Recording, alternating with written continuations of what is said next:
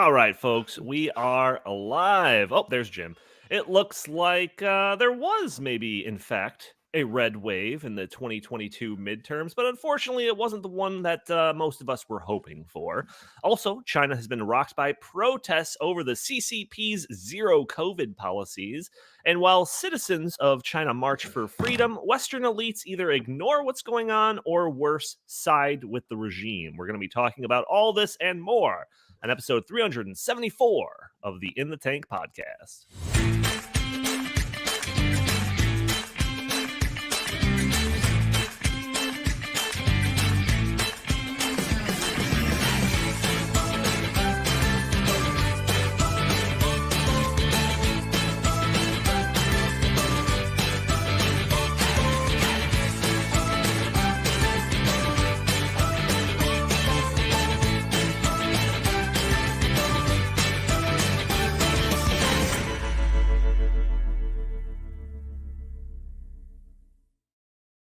That is right. Welcome to the In the Tank podcast. As always, I'm your host, Donald Kendall. And joining me today, I've got a full crew. I've got Jim Lakely, VP of the Heartland Institute. How are you doing today, good sir? And you better unmute your mic there before you say something. That's right. I almost got caught there. Yeah. I'm doing great, Donnie. You know, it's happy December, everybody. Can't believe 2022 is almost fully in the books. 2023 is right around the corner, which is also when we're holding our next climate conference in February. So stay tuned for more information about that. Oh, yes, that is right. That is coming around very soon. Also joining us, we have Justin Haskins, who is the director of the Socialism Research Center. How are you doing today, good sir? I'm doing well. Thanks for getting my my title right. That's really nice of you. That one's going to be a lot easier to remember. Well, and is it? I don't know. Editorial director at the Heartland Institute, Chris Talgo. What's going on, good sir? Well, I do have an announcement to make. Jim and I had a fantasy football duel last week, and I did come out victorious. So I'm sorry, Jim. Sorry about that. But Justin's team is really kicking some major what lately. I think Chris is in first place, right? I am. Are we talking about American football or are we talking about European football? American. Isn't there something the going rest on of the with- world. The only football that counts. Isn't there something happening right now with those people over there? I don't know. I don't know. Who cares? No. Yeah, they're just like playing in a park or something. I saw that the United States, of course, we're talking about soccer, one of the worst sports. And I saw there's the U.S. national team won against some other country. Iran, not just some other country. Oh, great. Yeah. Okay, fine. So against the Ayatollahs team. That's why I call them the Ayatollahs team. That's why I didn't know. So they won 1-0. Is that the game I'm thinking? I'm pretty sure it was 1-0. Yeah, it was a high scoring game. Right. And I thought to myself, like, 1-0. Like, that's the best that we can do against the Ayatollah. We could score one freaking goal. That's pathetic. And this is why no one cares, because we can barely beat teams like Iran. We scored one goal in 3 games. That's because all our actual athletes are playing real sports. I know. Well, that was the other thought that I had is, can you imagine how great we would be if all of our greatest athletes, if LeBron James was, goalie, right? Yeah. Like, how good would course. we be? We would be amazing. Yeah, no so who doubt. cares about any of this? It just feels like, I don't know. Like we're watching. Justin, if you train for like 2 weeks, basketball. you'd be able to be on the U.S. national team. I'm pretty sure. So. But that has nothing to do with the podcast that we're talking. All the topics that we're talking about today. And I do want to put that word out there that I do at the beginning of all these podcasts. And if you want to help support the show, you can just by doing a couple of things like hitting the subscribe button, sharing this content, hitting that like button, or even just leaving a comment under the video. All things that will cost you no more than just a moment of your time, but helps break through those big tech algorithms that prevent content like this from being shown to more people.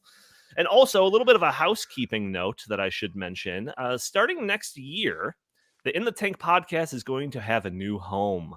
We are going to be moving the show to Stopping Socialism TV. It's the same, you'll be able to see the show in the same way that you've ever been able to see it, and except for instead of going to the Heartland Institute page, you have to go to Stopping Socialism TV page on YouTube.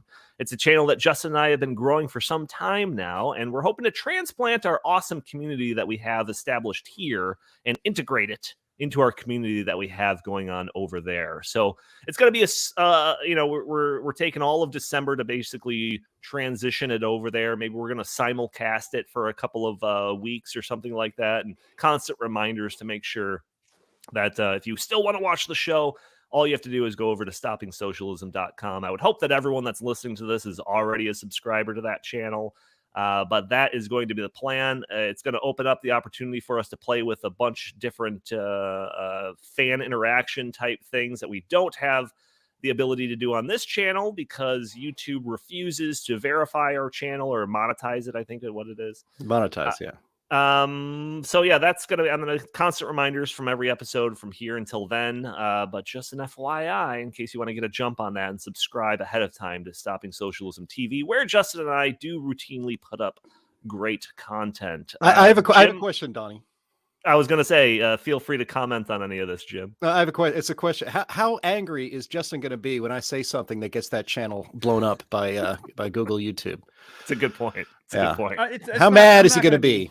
I'm not going to be that angry because one of the agreements we had when we set this all up, you just didn't read the fine print, was that we're going to put we're going to install a new chair in your office so that whenever you say something, it's going to be like, I push the button like Dr. Evil and then you just go flying down chute into flames. Yeah. That's what's going to happen. So we've got it all set up. It's all worked out. You start talking about COVID. We just hit that button. You're gone. You're dead. I had something in mind like what they did to Creed on The Office when they set up his blog. He was really just typing into a Microsoft Word program, and he always thought he was blogging to the world. So you guys are going to do a fake show. The show's the show is going to be on Fridays, and I'm not going to do any better. You guys are going to do a fake show to nobody on Thursdays for me. So I'm just giving you options for how to deal with me when I start burning everything down. Yeah, that's not a bad idea. That's not a bad idea. Maybe we will go with that. Let's put that in the idea box. Yeah, Donnie. Just a built-in mute where it's like, oh yeah, great point, Jim. All right. Yeah. So yeah, like I said, we'll have constant reminders between now and then, but it is an idea that we've decided on recently. So we're gonna get to that. So before we talk about the communists of China, let's spend a little bit of time talking about the socialists in America. So for the past 3 elections, we've released a report where we analyze the candidates running for office that have explicit endorsements from various socialist groups like the Democratic Socialists of America. And we see how they fared in their elections. We call this report Socialist Watch, and we just recently released Socialist Watch 2022.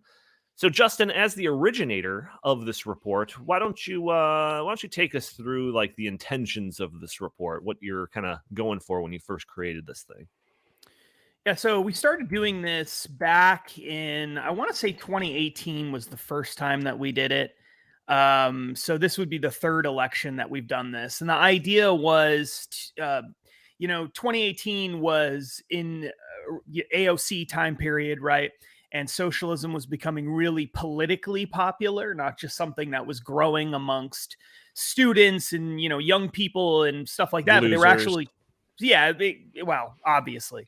But it was becoming more popular with politicians who were actually identifying and marketing themselves as socialists. Really, for the first time, we started seeing this on a wide scale, other than with Bernie Sanders and people like that. So what we wanted to do was figure out, okay, how successful are these candidates, and what does this tell us about the political landscape in America? And so we started tracking socialist candidates beginning in 2018 with the 2018 election. And we've done it every election since. So every 2 years we've done it. And what we found in the initial election compared to this one, which is kind of interesting, is that socialist candidates in that 2018 election were not very successul. I believe it was only like 39 or 40%. I don't have the numbers in front of me. Won their races. But in 2020, we saw a completely different, we saw a turnaround for their fortunes. All right. Basically, we went from having about a 35 to 40% success rate for socialist candidates to having a 90% success rate for socialist candidates in 2020 election. And then when we just did it in the most recent 22, we found the same thing, 91% success rate for candidates. So we tracked it. This isn't just congressional races. We did track congressional races, but we also tracked state legislative races and some statewide races as well. Most of the socialist candidates are still running for state legislative seats, so that's where you're going to see most of it. But in the report, which I'm sure will be linked in the show notes, people will be able to actually go in and see all of the candidates that we tracked, all the different races. They can see if there were any socialist candidates in their state. Our list had 132 elections, I think in 26 states. And the way we chose socialists, so how do we know that someone is a socialist and not just a liberal or something? The way we did it was based on endorsements that they received from big socialist groups. So if the Democratic Socialists of America are endorsing you, then we track you as a socialist. Our Revolution was another group. That's the group that formed out of the Bernie Sanders failed presidential campaign. That's another group. If they endorse you, then we count you as a socialist. We also, take a look at what we do sort of a sampling of what various candidates believe, and to make sure that this is all lining up, and it does. If you support single player healthcare, Green New Deal, things like that, we classified you as a socialist. So 90-something% success rate, really incredible and obviously disturbing. But we've got theories as to why that is. I don't know if Chris wants to jump in on that, or if you want to talk about that, Donnie. But let's go to Chris, because I'm kind of curious about what your takeaway is from this. I mean, you could see the results. All of the little green won obviously signifies that they won the election. You see very little red lost markers on this little chart that we're showing here, and north of 90%. So, Chris, what do these results say to you? So first of all, I think, two things really stood out to me. First of all, most of these socialist candidates seem to run in very certain parts of the country, mostly in California and the Northeast coast. A lot from Connecticut, a lot from Vermont, a lot from those northeastern states. So I think this is not representative of the entire country at all. But another thing that I thought really stood out to me was the Democratic Party in general seems to be moving much more to the left, because a lot of these candidates have overtaken more centrist Democratic candidates, but we do not have the same thing happening on the right. And what I mean by that is we do not have ultra conservative candidates who are calling for major entitlement reforms and going back to an originalist court and stuff like that. So it seems like the trajectory of the Democratic Party seems to be going extremely leftward. And like Justin said, a lot of these races occurred at the statewide level, which means that in the years to come, many of those candidates will then move on to federal offices in one form or the other. So I think this is really building a foundation within the Democratic Party that the very far left progressive socialist wing of the party is really taking over the party, and we do not have the same thing happening in the Republican Party. So I think this is really just a one-dimensional aspect of the Democratic Party really moving leftward, and this is probably going to have repercussions for elections to come for many, many years. Yeah, I forget where I heard it, but I heard that somebody referring to this is the socialists basically trying to create a robust bullpen where they start with these lower races, and they get their preferred candidates in these lower races, so that eventually they can move up the political ladder and start taking up more national level offices or something like that, and maybe striving to be the next Ocasio-Cortez or something like that. So, Jim, what do you think when you're looking at all these different results? What comes to mind for you? Yeah, I mean, pretty much the same thing that Chris had just articulated, and it's that the Democratic Party is much farther to the left than the Republican Party is to the right. I mean, if Bill Clinton, if his agenda from 1992 was ever presented to the Democrat voters today as a presidential candidate, he'd have performed worse than Kamala Harris did, and she didn't even get to Iowa. I mean, it's borderline MAGA. Yeah. And yeah, as you said, if you look, as Andy's scrolling through it here on the screen, you can see how many of these socialists and socialist endorsed candidates have been successful in state legislatures. And, as pointed out earlier, that's kind of the AAA before you get to the big leagues of being in the House of Representatives or a United States senator. I mean, just look at, Bernie Sanders is a senator. He's, the senior senator from Vermont, I think now, because Leahy is retiring. And he's run for president, twice, going to be 3 times. He's beloved by his party. He's a very powerful person who has to be dealt with one way or another, whether he gets a nomination or not. The Democrat Party is now a very much hard left party. And the Republicans, I mean, look, who's in leadership in the Republican House right now? They're squishes. They're not. Mitch McConnell is not interested in pushing forward a conservative agenda. He's not interested in reducing the size of government. And we have to remember, love him or hate him, Donald Trump in his first year, he barely got any cooperation from his own party in Congress, even when they had control of the entire. They had more control over Congress than the Democrats did for the first year of Biden. And the Democrats always fall in line, bend over backwards, and do whatever it takes to advance the leftist agenda. They will even lose future elections for it. And why do they do that? Because they are a hard left party, and they get rewarded for it because they get their agenda passed. So the Republicans, they're not dedicated enough to fight against this sort of thing. And I think one thing, when you go to heartland.org and you can download this report for yourself, I don't know if we did this analysis in there, but you could actually do the math yourself. It'd be really interesting to see by percentage of elected officials, which state legislature is the most socialist. I would guess it would probably be Massachusetts or New York or California, but you're going to see that some of these blue states are not just blue, but they're actually communist red. Yeah, no doubt. You compare this to AAA ball, and I think the results are going to inevitably lead me to AA. Crickets. The Crickets enjoyed that one. Yeah, stick to finger guns. Justin, I think my takeaway from this was that I think that this is a result. This is an effect of red areas in the country getting more red. We talked about this before, and blue areas of the country getting more blue. And these deeper blue areas is what is allowing candidates like this to be able to be electable. This is not some result of moderation at all. It's the complete opposite of that. And I think that as we continue this trend and we see these red areas getting more red and these blue areas getting more red, we're going to see more success of these socialist endorsed candidates. What do you have to say about any of these comments so far? Yeah, so a couple of things. First of all, I think Jim is right that.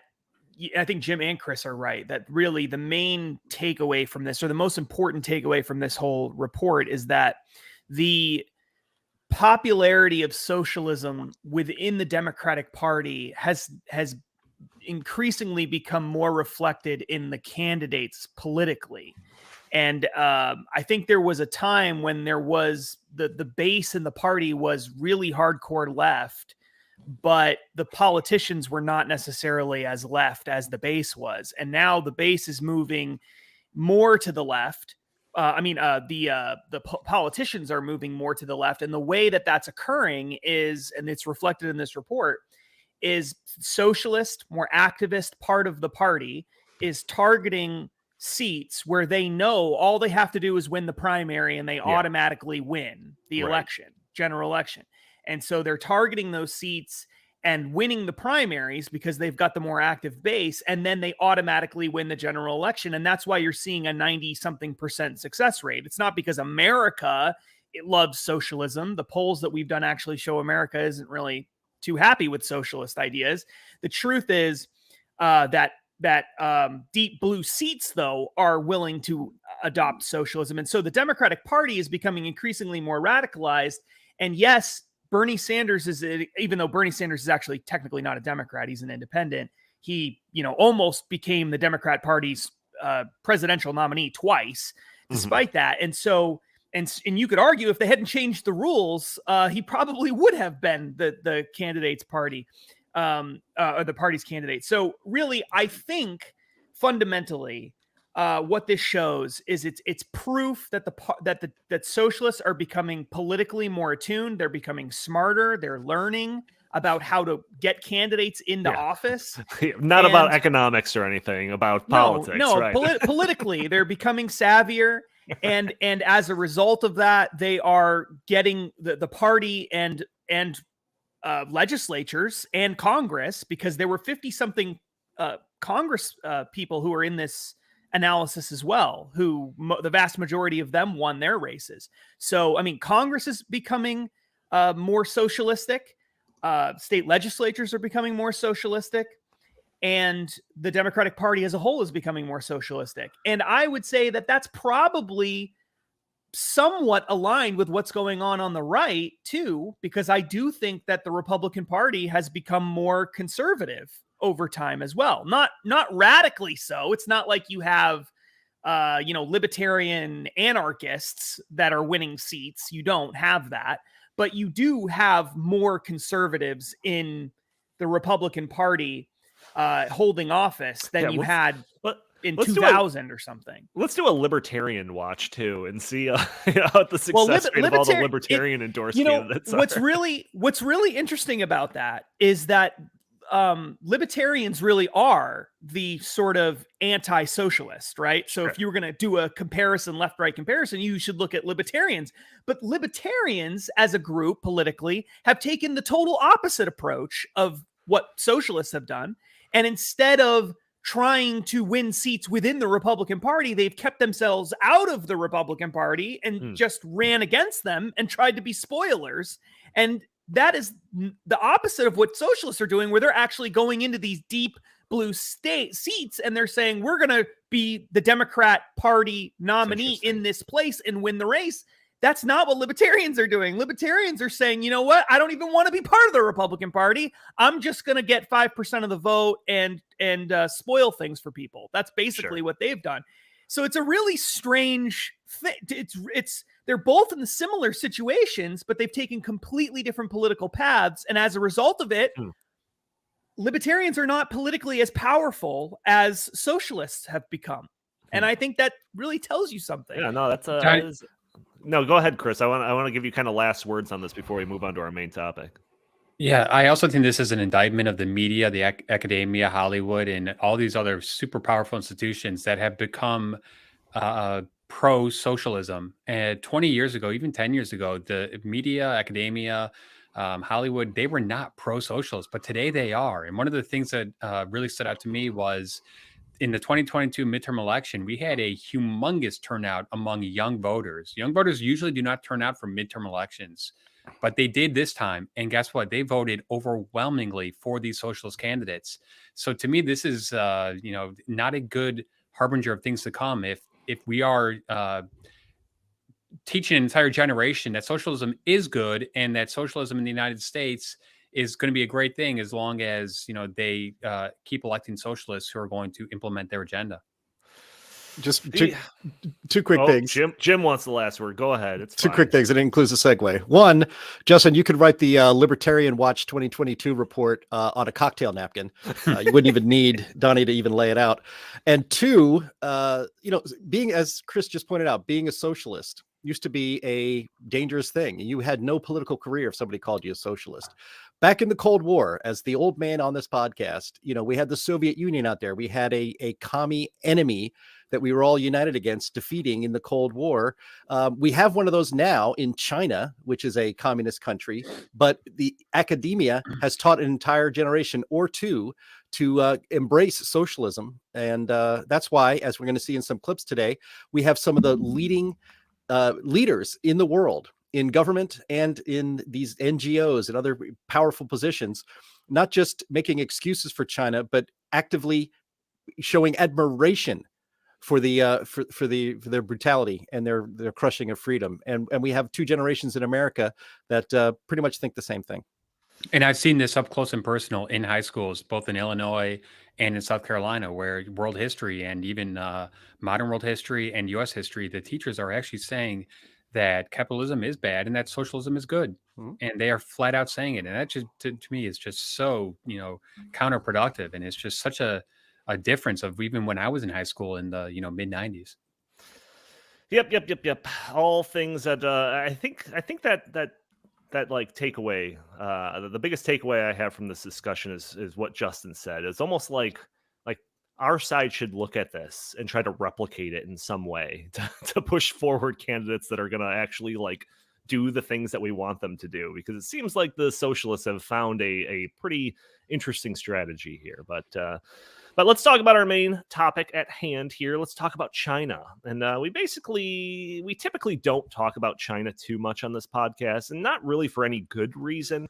It's mostly because I don't consider myself anywhere close to being well-versed on the topic. Crazy stuff goes on there all the time. But unless we have like an expert guest to come on and talk about it, I kind of feel out of depth when discussing the subject. So that's kind of why we don't talk about it like on a weekly basis where we could. But Chris and I were talking about the protests earlier this week, and it's just too crazy and too potentially historic to not talk about. Also, there's a lot of connections to stories we do cover significantly, so we decided, yeah, maybe we should talk about this. So let's start off with the obvious stuff first. The Chinese Communist Party is a brutal authoritarian government that does awful, corrupt, underhanded things all the time. Their track record for human rights abuses are on par with the worst regimes throughout history. We've talked about the surveillance state of China. We've talked about authoritarian crackdowns. We've talked about slave camps that they have that house Uyghur Muslims to the tune of an estimated millions of people. We talked about how these slaves are used for labor, even to make products for American companies, or making solar panels that Democrats love so much. We've also talked about how early in the COVID days that they were tearing up roads to slow the spread of COVID. They were literally welding people into their homes to prevent infected people from leaving and infected others, for the greater good, for the health of the collective, right? Well, China has pursued what they call a zero COVID policy, where if one case of COVID is detected, they initiate brutal lockdown procedures. Citizens are whisked away to voluntary COVID camps where they have to live there until they are let out by the government. In these camps, the voluntary prisoners are not allowed to leave their quarters, and if they do, they are threatened with imprisonment. Oh, wait, sorry, that's Australia. Hang on, let me get my right notes here. All right, here we are. In China, they also do have COVID camps, and in fact, it's very much like the Australian zero COVID policies. However, China goes even further than what you might imagine. In China, the health authorities have continued their practice of welding people into their homes. In fact, there's a video of it right now if you're watching the video version of this. And in recent events, an apartment building caught fire in Xinjiang, but because of the building being welded shut, people couldn't escape, and the fire rescue couldn't get into the building until the doors were opened. So there's reports coming out that there were 10 people killed in this apartment fire that I'm referring to, and many more injured. Surely the real numbers are probably much higher than 10 people being killed, but we just have to go by the information that's given to us.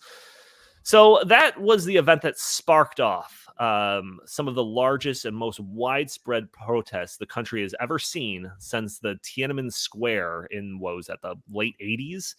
So, Chris, before I go any further, do you want to chime in on any of what I've covered so far?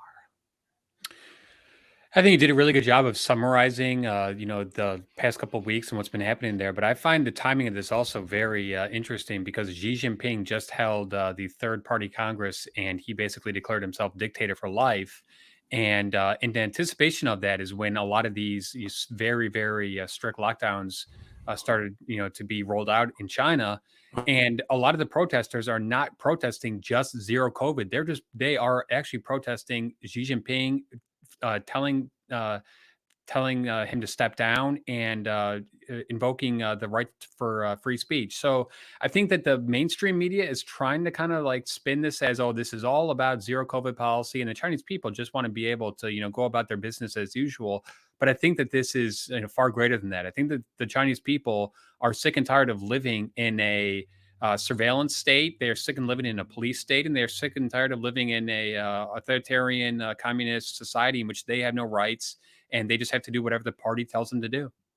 Yeah, and I want to make mention that while the apartment fire is being cited as the thing that kind of set off these protests, the anger and anti-government sentiment and all of that has been brewing for a while, and this was just the thing that kind of had it boil over. So it's not like this was the sole reason for these protests; it was just the thing that kind of sparked it off. Before I take another angle on all of this, Justin, do you have any just kind of thoughts on what we've talked about so far? No, I think you guys covered it. I mean, what's going on in China is incredibly disturbing, and I think it's further proof that the media doesn't really care about human rights. Doesn't really care about all of the things that they claim that their bleeding hearts care about. Because if they did, they'd be covering this story nonstop, every single day, constantly, and they're not. And I think China is sort of a litmus test for people to show what they actually believe.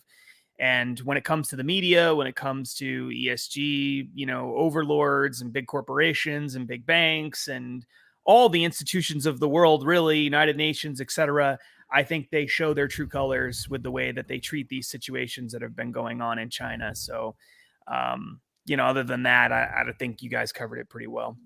Yeah, I mean, some of the videos that we're playing here, the like health authorities or the police that are cracking down on all this, you could see that they're wearing these like white COVID outfits. And, for me, that's a big Star Wars fan. I'm just like, are they just like trying to look like stormtroopers? Like, is that what they're going for? Remember when we were doing research for one of the books? I can't remember which one it was. But what was the name of the surveillance system, the national surveillance system that they had? Oh yeah. One of the surveillance things that they have in place, all the cameras and whatever, is under a program called Skynet.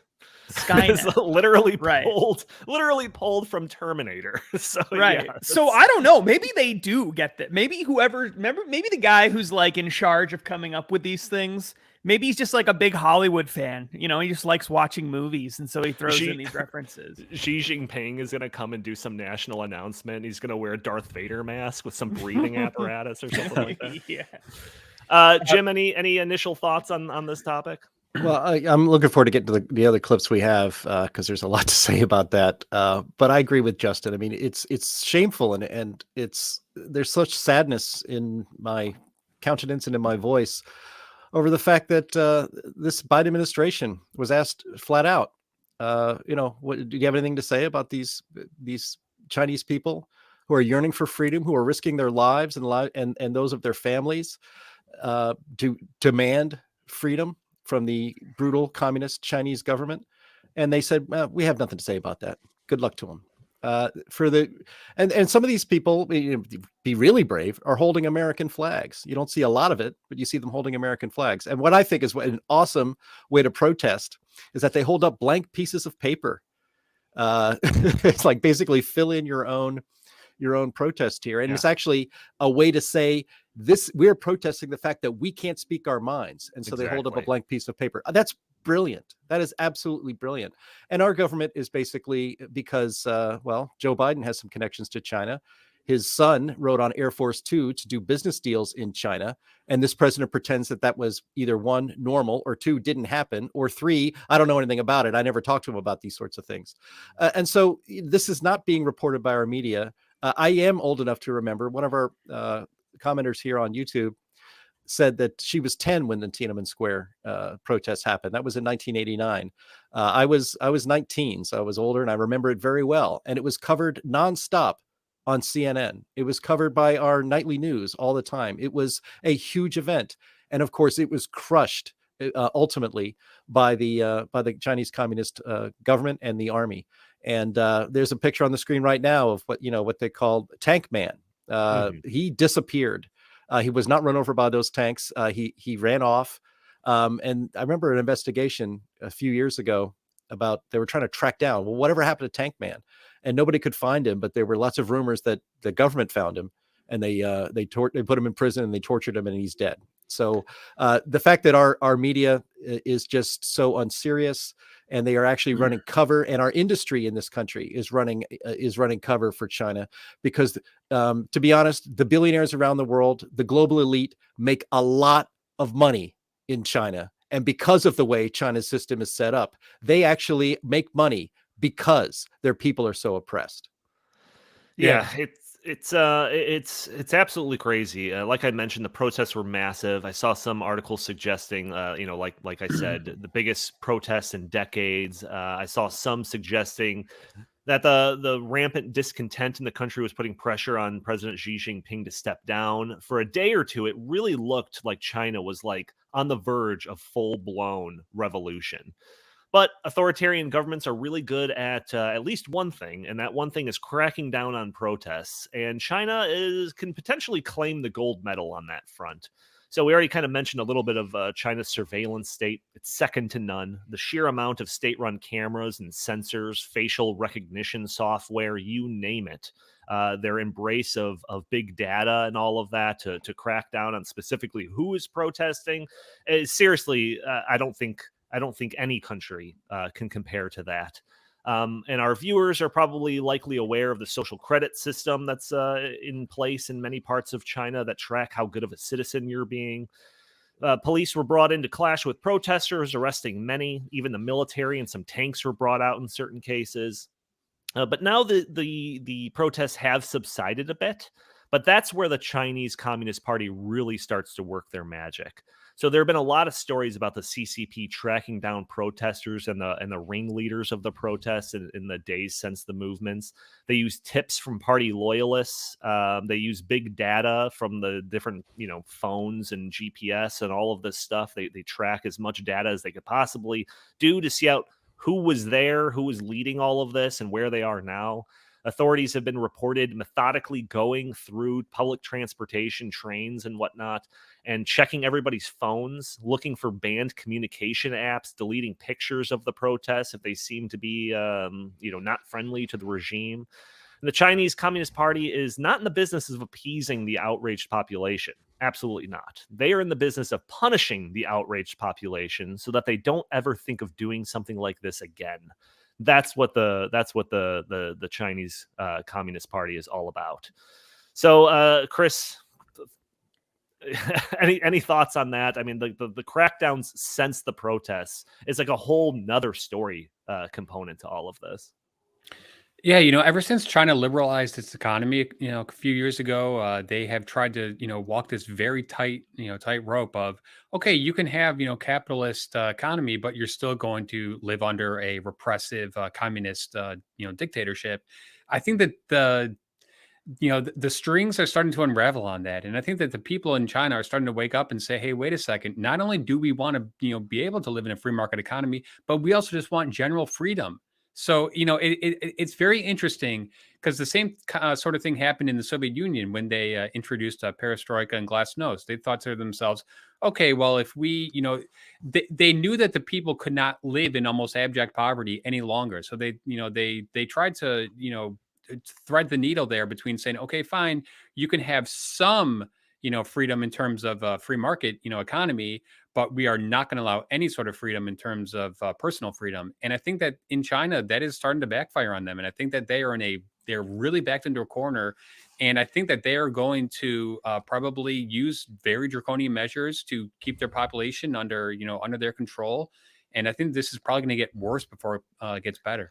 Yeah, you know what? That is a perfect segue into the clip that we have titled "Santa Claus," where Klaus Schwab is talking about how China represents a model for other developing countries to strive for. And you're talking about the free market reforms that started in like the mid to late '90s for China, where they allowed certain free market principles, a limited amounts of private ownership of property ownership and all of that, but they still retain an iron grip that will punish companies that don't do exactly what they want and reward other ones that do what they want. So yeah, let's play a little bit of Klaus Schwab. This is an interview with him with a on a government-controlled media outlet in China, where he's being asked about how China can be incorporated into Klaus Schwab's worldview. So let's go ahead and play that clip.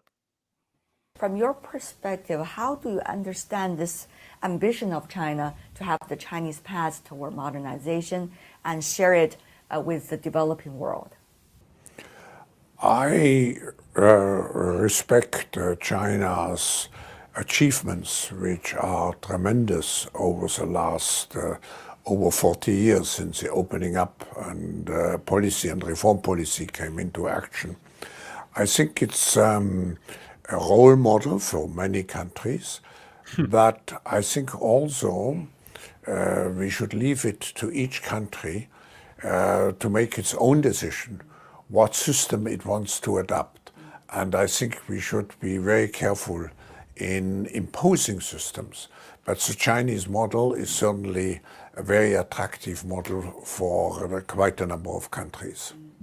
Yeah, he says it's quite of an attractive model because it's basically what the whole ESG and Great Reset is striving to be. But Justin, just real quick, Danny, he also failed to mention that the entire reason why China's become, an economic powerhouse is because they've stolen America's technology for the past 20 years. That is a very important point that must be stressed. Yeah, no doubt. Justin, comments on that? Yeah, I mean, look, I think that Klaus Schwab is really, in many ways, a gift.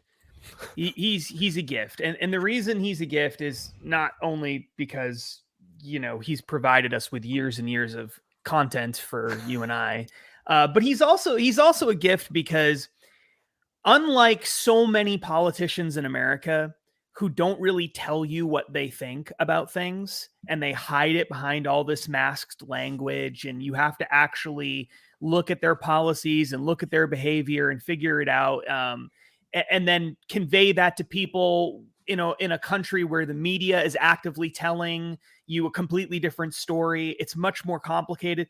Klaus Schwab just comes right out and says things that are, crazy to us, but what he really believes and is a reflection of so many of the people who surround him.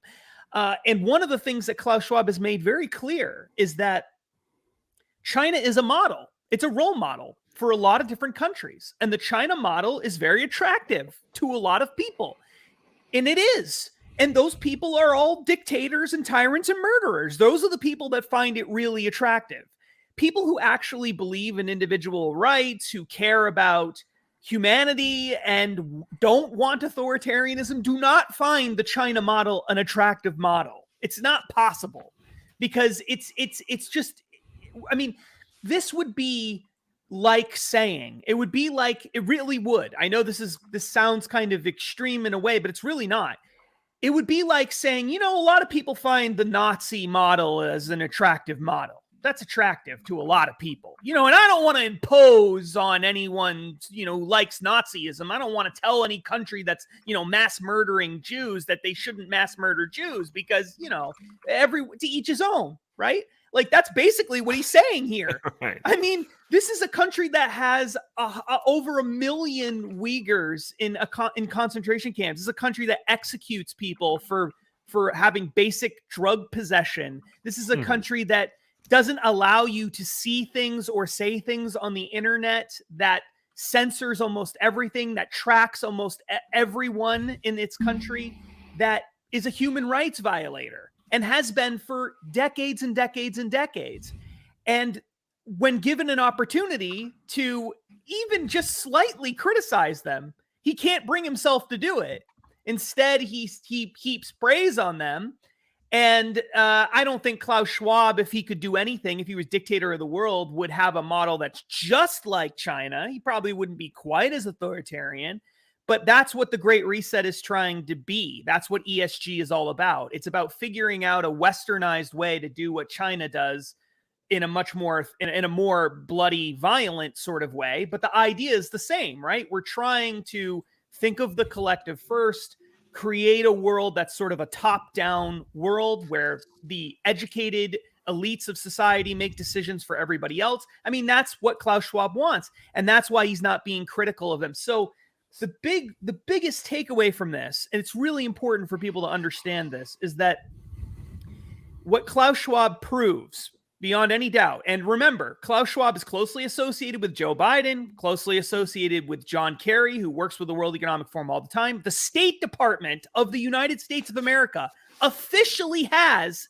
a program in place, a partnership in place with the World Economic Forum. Okay. Mm-hmm. So this is not these are tightly combined things. These people are working closely together on all kinds of Great Reset related programs and initiatives globally, especially related to climate change. What this shows is that all of the stuff that they say about making people's lives better and putting people first and saving the planet and all of that is garbage. It's garbage. It's not real. Right. If they actually believed any of those things, the first thing they would do is criticize China at every opportunity they get, because China is doing more and worse things on all of those areas than anyone in America ever possibly could. And they have nothing critical to say about them. Instead, they heap praise on them at every opportunity. Well, I want to jump into, because we could talk about what Western governments can do, what government officials can do, and I don't know, what exactly they can do. Do I expect them to heap billions of dollars to support the Chinese citizens? I mean, probably not. What are they, Ukraine or something? But as far as I'm aware, the Biden administration has. I got some laughs there. As far as I'm aware, the Biden administration hasn't done anything to support the Chinese citizens in any way. At a press conference, the press secretary, when asked about the protests, said that Biden was keeping an eye on the situation. Oh, great. That's going to keep Xi Jinping shaking in his boots when he cracks down on these protesters. And a bit of dark irony, Prime Minister Justin Trudeau made a statement about how the citizens of China should be able to protest. And I saw this statement in a video juxtaposed against videos of Canadian police officers cracking down on Canadian protesters over COVID. So again, a little bit of irony there. But I'm not entirely sure what they can do. I don't suppose that they're going to go to war with China, initiate some regime change or anything. I'm not advocating for anything like that. But what is crazy is that there are Western actors that do have an ability to do something, that are not only choosing not to do anything, but in some cases choosing to help the Chinese Communist Party. So in the weeks before the protests erupted, but during the latest string of crackdowns, Apple decided that it was going to alter the AirDrop function of their iPhones, specifically in China. So now, instead of iPhone users being able to share images or information with anybody that's in their area at any time, an ability that helps coordinate protests and stuff like that, this function on their phones has been it's been altered to only temporarily be available to share things. Mm-hmm. And in fact, it has to be manually restarted every 10 minutes. So this whole ability that was allowed on the iPhone to share information and everything like that has been severely stunted. And to think that there's any other explanation for this other than Apple doing a favor for the Communist Party of China is absolutely insane. So, Jim, I know that you've been chomping at the bit to talk about this specifically. So take a swing. Go ahead. Yeah, Tim Cook is a disgusting human being, and he is doing the bidding of his Chinese masters. And the only question is whether he volunteered to do it and offered this as a great suggestion, as a way to suppress the protests in China, the protests for freedom in China, or whether China asked him and he jumped up and said, "Oh, I have just the thing. We can snip this in the bud." And to have this option, AirDrop is fantastic. And the important thing about and why the protesters were using AirDrop instead of the internet is that the Chinese government could not get in there and stop it themselves, because it's peer-to-peer. You would just basically use your Bluetooth connection to another device. I do it all the time. I have a lot of Mac products. I'm feeling kind of shamed about it right now, but it's you can use it, and it's outside of any other network. It's just a personal peer-to-peer network, and you can drop all sorts of files to each other. Just like that. It's no big deal. And this is like Tim Cook and Apple ripping the placards out of the hands of the protesters right there on the street. Right. It would be like they were running through the streets, ripping up all of the pamphlets and taking them away from people and burning them. That's what this is. This is disgusting that an American company would do something like this, to do this bidding, and for only China. It's like, oh, and I think their statement was something like, we needed to do an update to the phone, and this is just for safety and all that stuff. It is gross.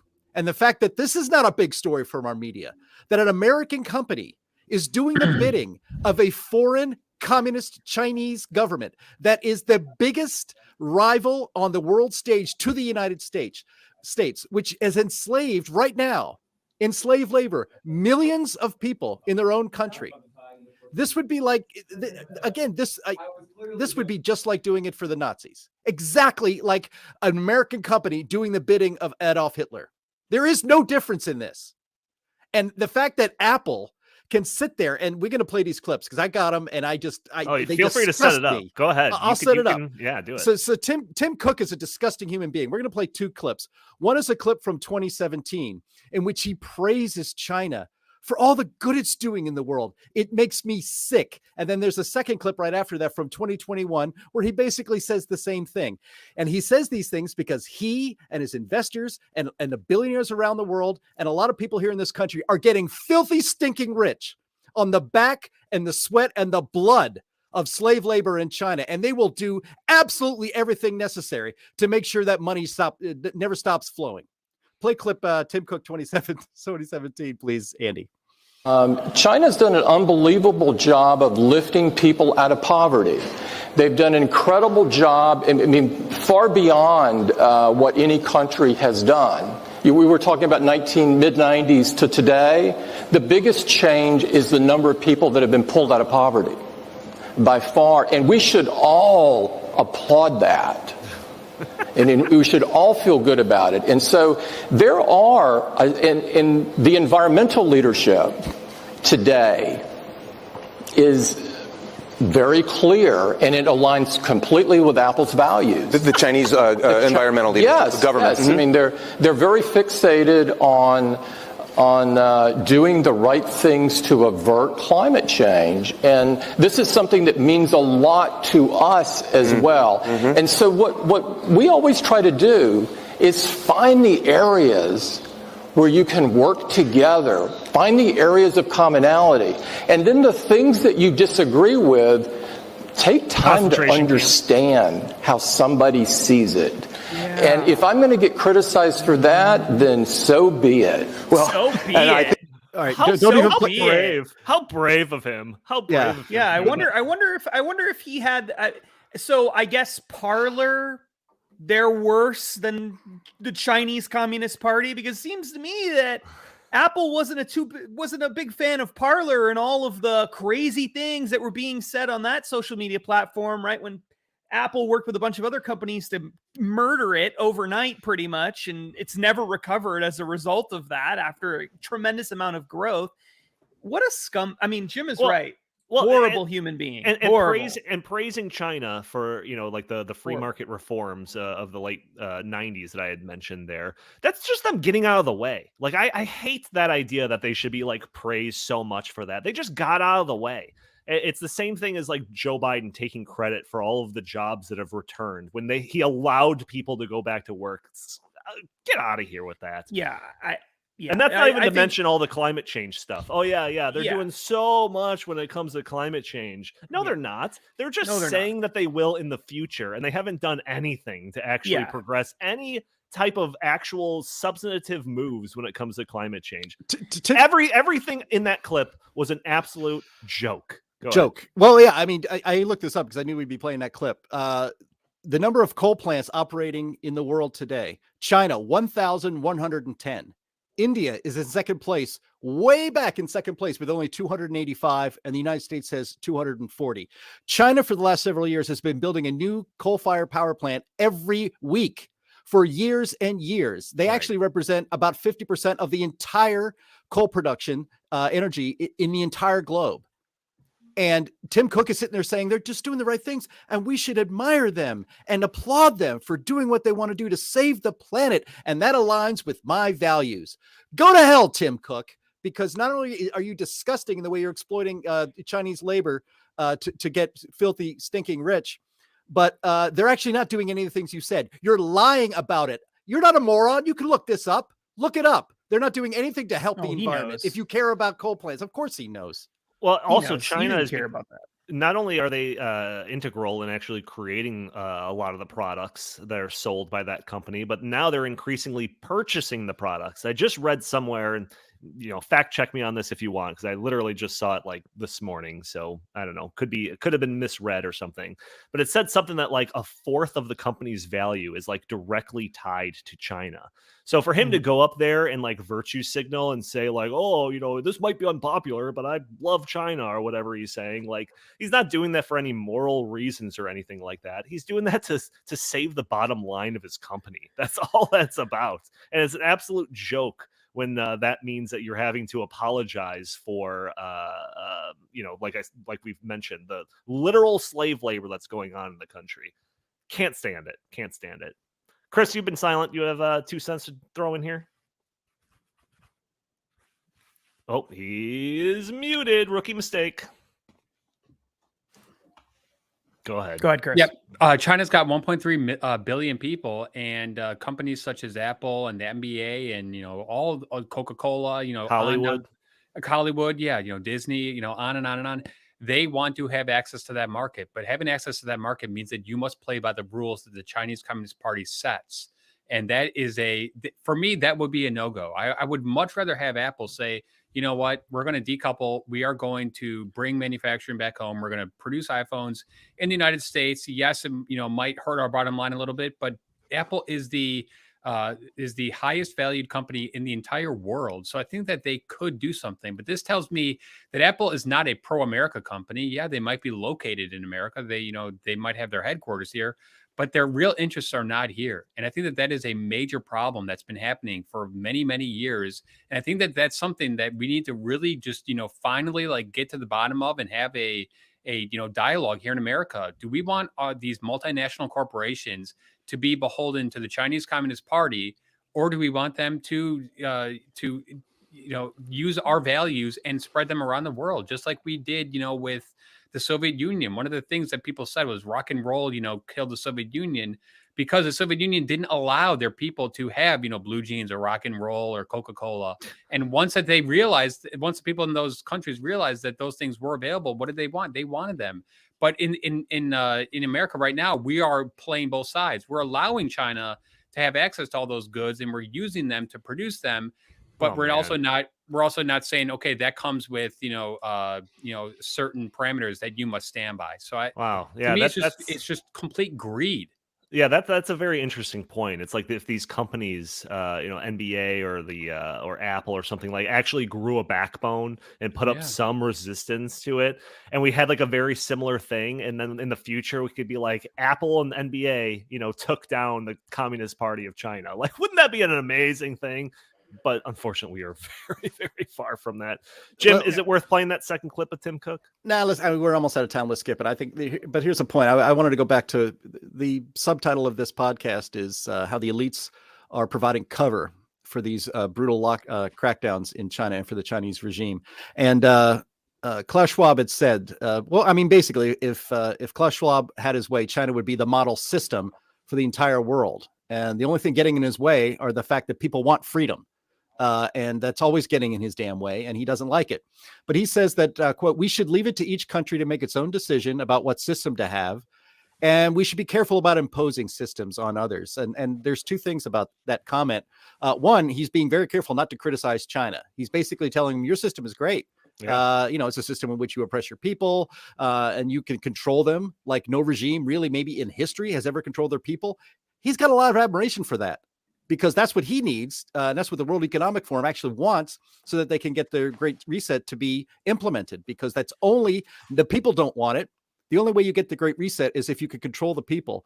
But then he's also careful about, again, the second part about not imposing systems, right? In other words, we are not going to pressure China to open up and be more free, because that would be imposing a system of freedom upon China, and we shouldn't do that. So, they are giving cover to these guys. They've been doing it for decades. LeBron James and the NBA has been doing it for decades. They care more about the money than they care about freedom. And, you should think about that if you care about freedom and the decisions you make as a consumer in the United States, because that's the only power we have, because they're just so beholden to the money. Donnie, I have one very, very, very important to make. I see in the comment section that Daniel Wharton says Chris should have hidden his Apple box in the background. Just want everyone to know this is not my office. This is Donnie's office. I do not have never owned one Apple product. I have a Samsung phone. I have a Sony TV. I have never, ever spent one penny on an Apple product, and I never will. No Apple iTunes, no iPods, nothing, no iPads. I am anti-Apple, and that Apple box belongs to Donnie Kendall. This is his office. For full disclosure, Chris is doing the podcast from my office on my Apple computer, and I am doing the podcast from home on my Apple computer. So I am anti-Apple. But if anything, that should show you that even though I'm consuming these products and still being very critical of the people that I buy these products for, it shows that I'm not bought and paid for. So I think that that's totally fine. Yeah, cry some more, Chris. Off to the gulag, man. All right, we are already over an hour here, so we're gonna sign it off unless anyone wants to interrupt with something that's very important to say. Hearing nothing, I will thank everyone for joining us for this episode of the In the Tank podcast. Join us every week for a new episode. For those audio-only listeners that are catching this show on a Friday or later, you can join us on Thursday live at noon Central Time, where we are streaming on Facebook and Twitter and YouTube and Rumble. You can join the conversation, put up your comments and questions. Maybe we'll show your comments on the screen. Maybe we'll answer your questions on the fly. You could also help us out by just doing a couple of little things. Hitting that subscribe button, hitting that share button, hitting that like button, or leaving a comment underneath this video. All things that help break through that big tech algorithm that prevents content like this from being shown to more people. You could also follow us on Twitter at InTheTankPod. And if you have any comments or suggestions for the show, feel free to email us at inthetankpodcast@gmail.com. Jim Lakely, where can the fine people find you? At JLakely on Twitter, at Heartland Inst on Twitter, and always go to heartland.org. And Justin, same question. At Justin T. Haskins on Facebook, Twitter, Parler, and everything else. Chris Talgo, what do you have to pitch today? StopInSocialism.com. Go there and you can read the full Socialist 2022 report. It's very interesting and I highly recommend it. Fantastic. Thank you all for tuning in. We will talk to you next week.